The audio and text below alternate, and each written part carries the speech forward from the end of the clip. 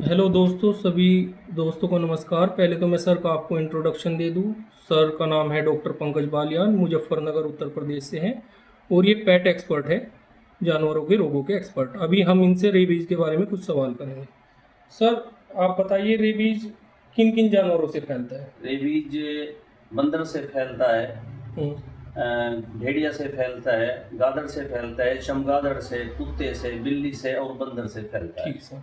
अच्छा, rabies sir फैलता जैसे है तो मतलब क्या ये केवल काटने से फैलता है या ये पंजे वगैरह किसी और चीज़ से भी फैल सकता है? कई बार क्या होता है कि डॉग या कोई भी जानवर अपना पंजा चाटता है जी। और उसके पंजे को हम अगर टच करते हैं, हाथ लगाते हैं, छूते हैं तो कई बार कोई इंजरी होती है, जख्म होता है, वहाँ वो हाथ लग जाता है तो उससे भी फैल सकता है। ठीक सर, तो ये मतलब घाव वगैरह है खुला जानवर का, हाँ, उससे उससे भी फैल सकता उससे है? उससे फैल सकता है। तो इसके सर जब अगर कोई लक्षण क्या होते हैं मरीज के?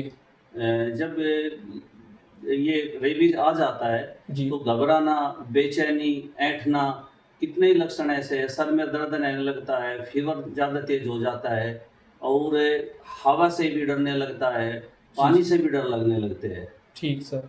तो सर इसका उपचार क्या होगा फिर? इसका उपचार यही है कि जैसे ही आपको किसी ने, डॉग ने या किसी भी जानवर ने रेबीज को बाइट किया तो तुरंत वैक्सीनेशन कराओ। सबसे पहला काम ये है कि आप उसे अच्छी प्रकार पानी से उस इंजरी को, जख्म को धोए और उसके बाद फिर आप समय से उसका वैक्सीनेशन करें। जैसे पहले दिन वैक्सीनेशन करो 0, 3, 7, 14, 28 और 90। सही मायने में तो 6 वैक्सीन लगनी चाहिए, लेकिन 6 भी अगर नहीं लगवाना चाहता तो 5 वैक्सीनेशन तो आदमी अवश्य कराए। यहाँ सर ये जो आपने 0728 बताया, इसका क्या मतलब है? ये दिन है क्या सर? ये दिन है। जी जी, तो इसका उस मतलब है कि जीरो का मतलब पहले दिन लगाना और हाँ, फिर बाद में हाँ से जी, सर? और गिनती पहले दिन से ही शुरू करनी है। जी सर जी।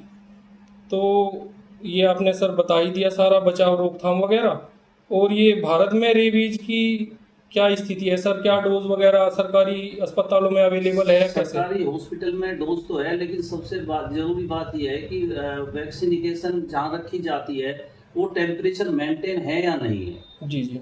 अगर हॉस्पिटल में टेम्परेचर मेंटेन है तो आप सरकारी हॉस्पिटल से वैक्सीनेशन कराओ। अगर प्राइवेट में उपलब्ध है और उनका टेम्परेचर मेंटेन है तो आप प्राइवेट में भी आराम से वैक्सीनेशन करा तो सकते हो। कुल मिला के बात यह है कि अच्छी जगह से लगाओ जहाँ से विश्वास हो, चाहे प्राइवेट हो चाहे सरकारी। यूजुअली सरकारी में अच्छी व्यवस्था नहीं होती, हाँ। तो अगर किसी को फुल अपनी एक संतुष्टि चाहिए तो प्राइवेट से ठीक है।